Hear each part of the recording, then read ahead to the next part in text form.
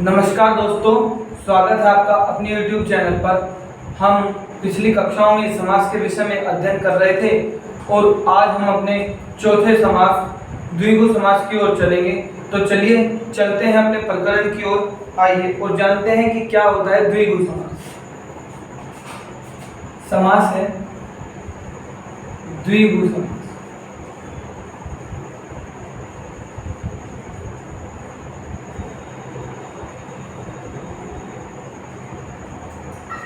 द्विगु समास के जो मूल रूप से हमने चार भेद बताए थे, सामान्यतः 6 और मूल रूप से 4। जो मूल रूप से 4 भेद होते हैं उनमें से द्विगु समास नहीं होता है।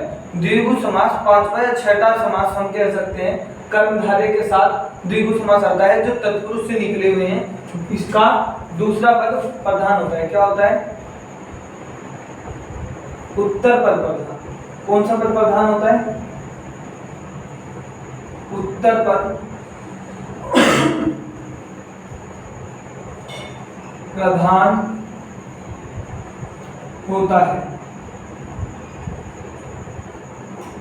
कौन सा पद प्रधान होता है?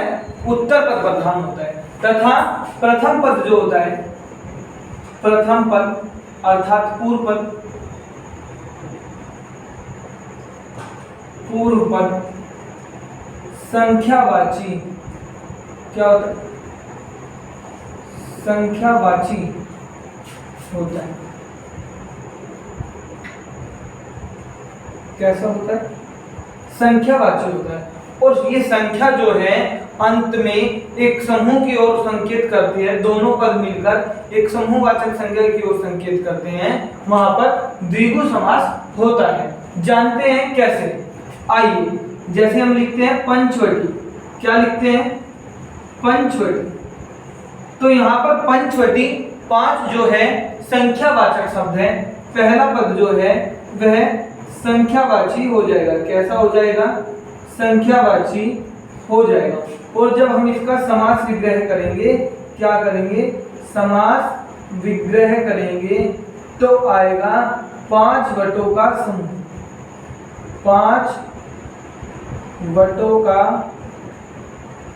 समूह। तो अब देखिए यहाँ पर 5 वटों का समूह। अंत में 5 वटों का समूह निकल कर क्या है? एक समूहवाचक संख्या की ओर हम संकेत कर रहे हैं, एक समूह की ओर संकेत कर रहे हैं। जहां पर प्रथम पद संख्यावाची हो, द्वितीय पद प्रधान हो और समास विग्रह करने पर समूहवाचक संख्या की ओर संकेत करें, वहां पर क्या होता है? द्विगु समास होता है। अन्य उदाहरण देखेंगे,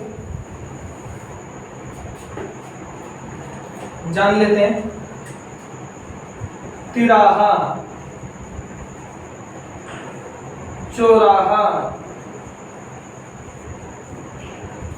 चौमासा, पंचवटी, त्रिनेत्र। क्या? त्रिनेत्र। और क्या लिख सकते हैं? सप्ताह,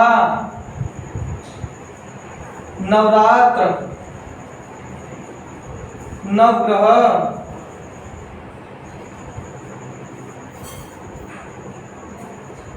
सप्तर्षि। क्या? सप्तर्षि।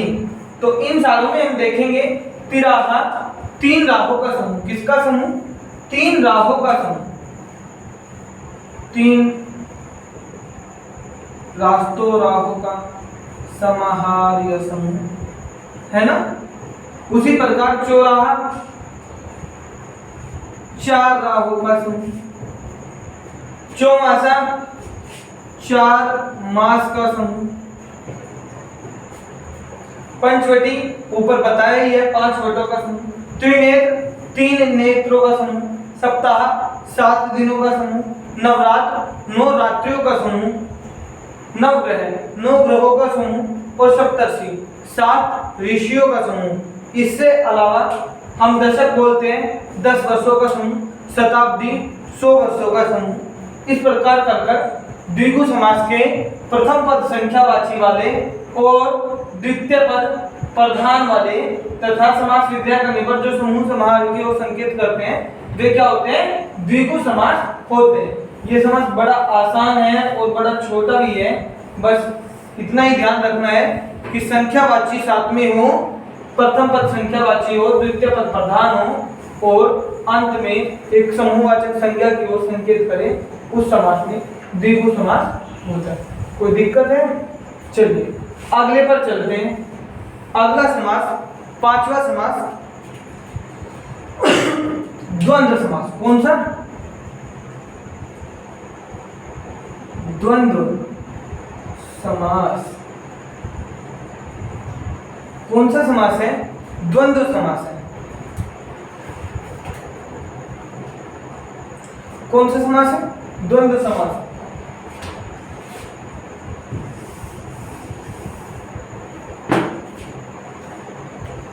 द्वंद्व समास देखिए यहां पर जो है,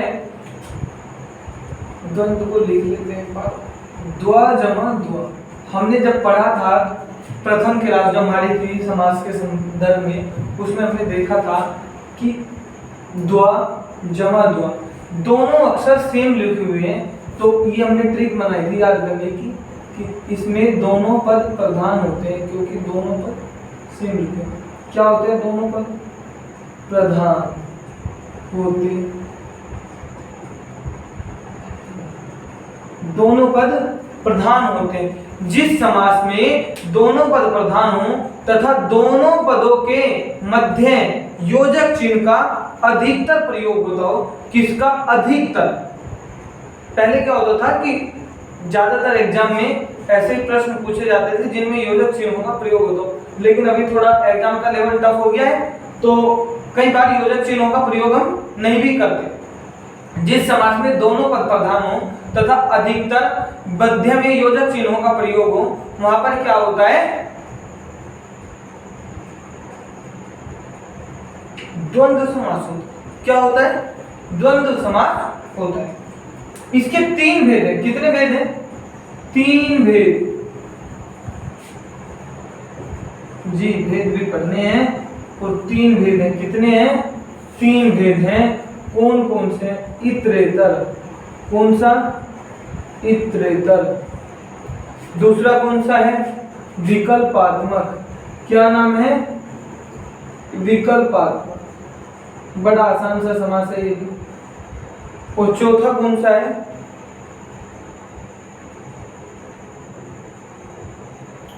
समाहार द्वंद्व। कौन सा?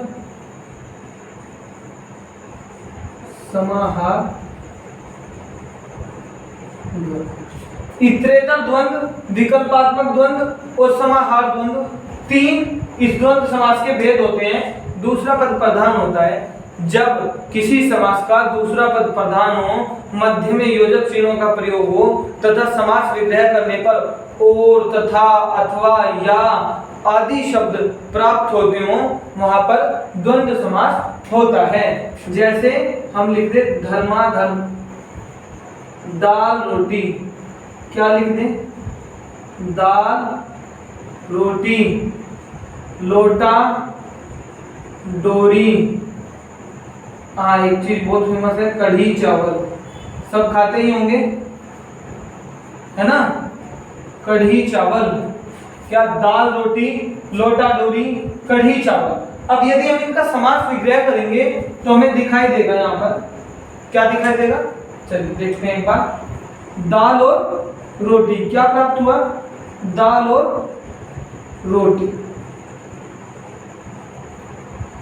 लोटा और डोरी, ध्यान से सुनना, लोटा और डोरी, क्योंकि इन दोनों का संबंध आपस में एक साथ ही होता है। कढ़ी और चावल, जब कढ़ी बनती है तो मोस्टली चावल बनते ही बनते हैं। जो कढ़ी और चावल, दाल और रोटी, मुझको दाल और रोटी खानी है, ऐसे बोलते हैं ना, ये दाल रोटी खानी है। जब उसका विग्रह करेंगे दाल और रोटी खानी है। लोटा और डोरी चीनी, कढ़ी और चावल। जब किसी समास का समास विग्रह करने पर, क्या? जब किसी समास का समास विग्रह करने पर हमें और शब्द की प्राप्ति होती है। किसकी? और शब्द प्रयोग होता है, और या फिर इसकी जगह तथा भी कर सकते हैं। दाल तथा रोटी, ये शब्दों का भी प्रयोग कर सकते हैं। और आ जाए या तथा आ जाए तब वहां पर इतरेतर द्वंद्व होता है। इतर जमा इतर, क्या? इतर जमा इतर। और जब इतर जमा इतर होगा तब क्या होगा? द्वंद्व होगा। कब? जब इनके बीच में और होगा। तो इतरेतर की परिभाषा क्या बन जाएगी? जब दोनों शब्द एक दूसरे के भिन्न हों, क्या हों?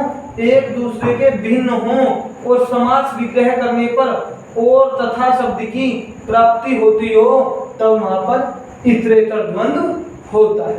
क्लियर? एग्जाम्पल दाल रोटी हो गया, लोटा डोरी हो गया, गंगा यमुना हो गया, और भी राजमा चावल हो गया। ऐसे करके बहुत सारे हो सकते हैं जिनके बीच में और आता हो। चलिए आगे देखते हैं दूसरे वाला द्वंद्व का दूसरा पार्ट। कौन सा पार्ट? दूसरा पार्ट। जी भैया, दूसरे पार्ट में क्या है? दूसरा पार्ट है विकल्पात्मक द्वंद्व। कौन सा द्वंद्व? विकल्पात्मक द्वंद्व। ये क्या है? तो ध्यान तो दूसरा ही पद होगा क्योंकि द्वंद्व के भेद हैं। जी बिल्कुल होगा।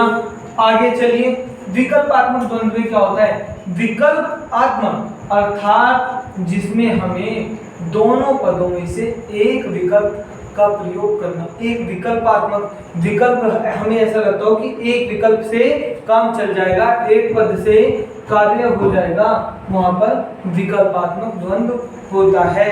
कैसे? जैसे मैं हमारे विद्यालय में आज पीटीएम है। क्या है? पीटीएम है। तो आचार्य जी ने कहा कि कल विद्यालय में पीटीएम रहेगी। तो पीटीएम में आप माता पिता दोनों को भी ले जा सकते हैं, लेकिन एक को भी ले जा सकते हैं। किसको ले जा सकते हैं? एक को भी ले जा सकते हैं। मोस्टली एक ही जाते हैं अधिकतम।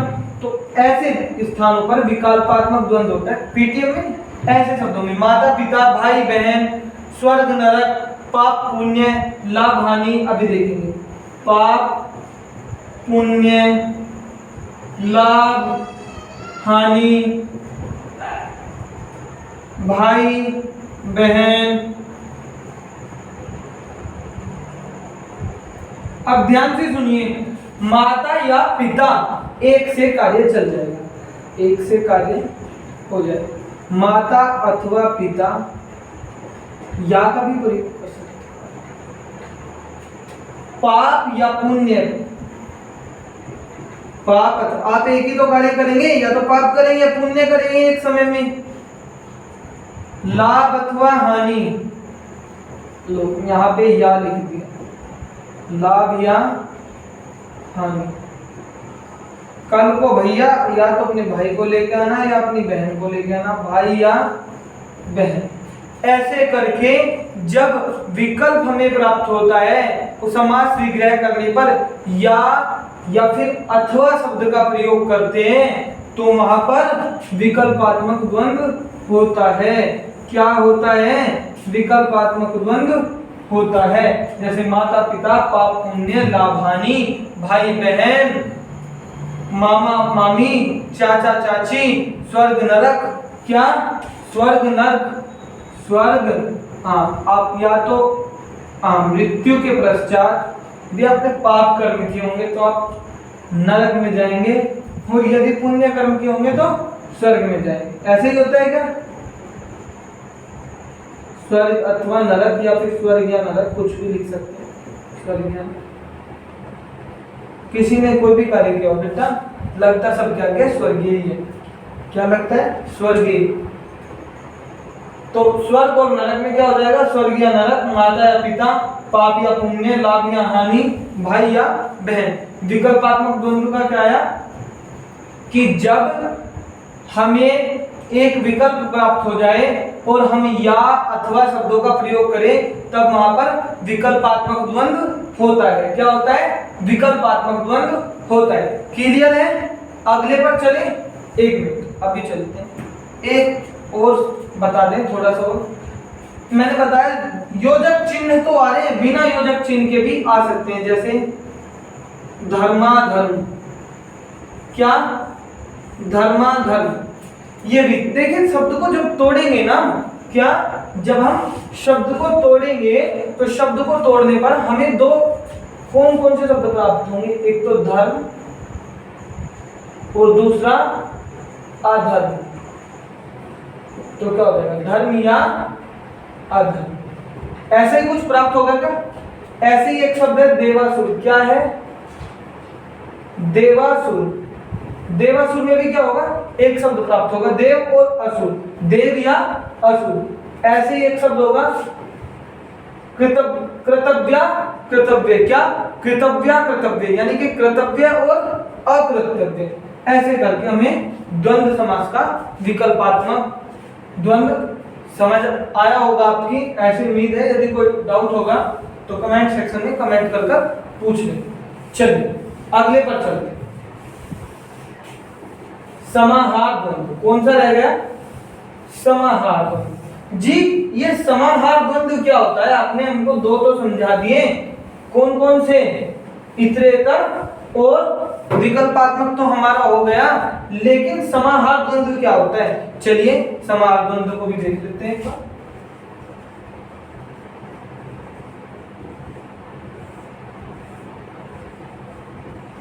कौन सा, समाहार द्वंद्व। चलिए समाहार द्वंद्व क्या होता है जी, समाहार द्वंद्व होता है जब पदों के अर्थ, क्या, पदों के अर्थ के अतिरिक्त उसी प्रकार का अन्य अर्थ, क्या, जब पदों के, दोनों पदों के अर्थ के अतिरिक्त उसी प्रकार का अन्य अर्थ ज्ञात होता हो, तब वहां पर समाहार द्वंद्व होता है।